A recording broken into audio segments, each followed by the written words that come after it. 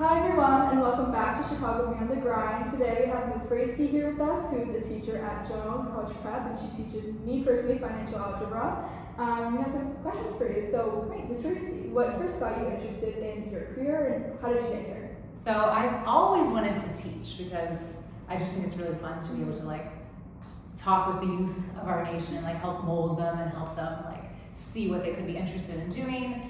So I've been playing with my stuffed animals since I was 5, setting up a classroom and getting old lesson plans from my teachers and giving them worksheets. So I've always wanted to be a teacher. There was a period in high school where I thought I wanted to do forensics. And so that's kind of similar to math in terms of problem solving and putting pieces together and solving problems.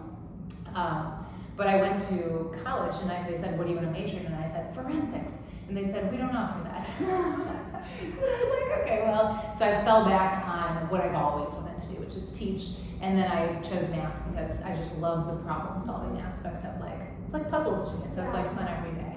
Yeah, totally. Yeah. So I know you teach financial algebra. Did you ever consider working in the finance industry before teaching, or I know you talked how you wanted to be teaching, but did it ever come up?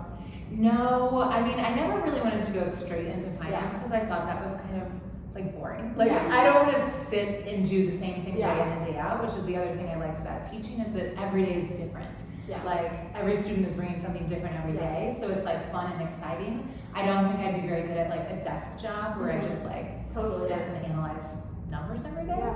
So I liked something more active.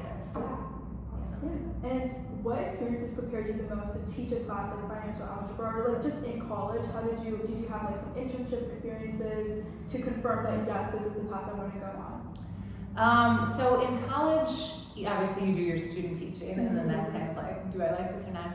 And so that really solidified that yes, I do like teaching. I will say I taught for 4 years out at Bolingbrook, and then I got engaged and I moved into the city, and I was like, let me take some time off.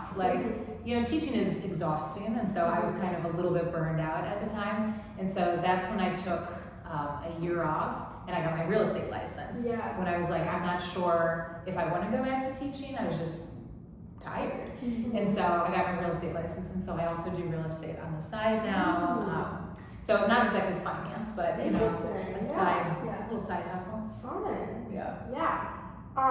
So what was your first job in education, and how did it shape you? Yeah, so I had done tutoring things in the past that I really enjoyed when you're working with someone and they figure something out and they have that typical aha moment. You're you just feel good that you helped somebody. So I started off with some tutoring things, and then my first job in real education was teaching at Bolingbrook High School. For I was there for 4 years. And that molded me real quick because you have to adapt to it. Yeah, you have to I was 22, 23, and they throw you in a class with 18-year-olds. And I was oh, I gotta figure this out real quick. So that was kind of it was challenging, but it was still fun. And I coached the soccer teams out there, so it's that's when I figured out that it's better to build relationships with your students and then they'll respect what you're saying in the classroom too, you know what I mean? So you kind of figure that out. Totally. And so what are some skills you think are important for someone who wants to follow in your path, or even in your real estate background, because I know that's a whole nother world. What are some important skills you think you need to have in the real estate aspect, as well as maybe going into teaching something like financial algebra? So what skills do people have? What qualities do you have that you think differentiate than others?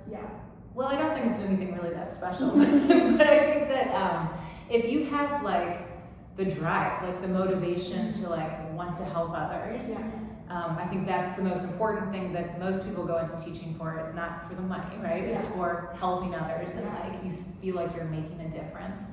And so I really feel anybody who has that desire and that motivation could be successful. That's the number one thing to look for, I think. Yeah. And what's one piece of advice you'd give students in general about finding the right career path and how they want to go along their career path?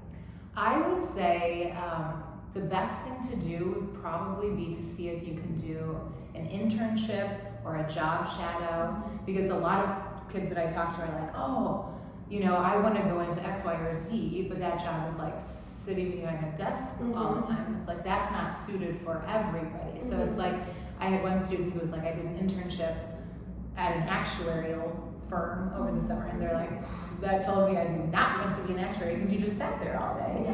And that person wanted a more active kind of job. So it's like if you have the ability to go and shadow somebody or do an internship in the summer, I think that would be phenomenal. So you can see like, is this actually something I want to do before you get too far down the road. And one more question, kind of going based off of that. To get those internships and to get those like kind of getting from place to place, like for example, the jump from real estate to teaching. I mean, I'm sure there's some links, especially in the path that you went on. But what are some ways other students can can understand like, okay, if I want to do this, what are some steps they can take to go from college to real estate or real estate to teaching? What are those in between kind of sections that you think helped you? Yeah, I mean, I think the biggest thing for me was finding almost like a mentor in that field. So like even if you can't get a formal internship, like just reach out to somebody in that field and like see if they'll let you kind of like shadow or see if they have any connections that they can help you with. So it's just like finding somebody who's already has some insight in the field. Awesome. Okay. Well, Thank you so much. This was super helpful. Yeah. Thank you. Yeah. And if anyone else has any further questions, please leave them down below.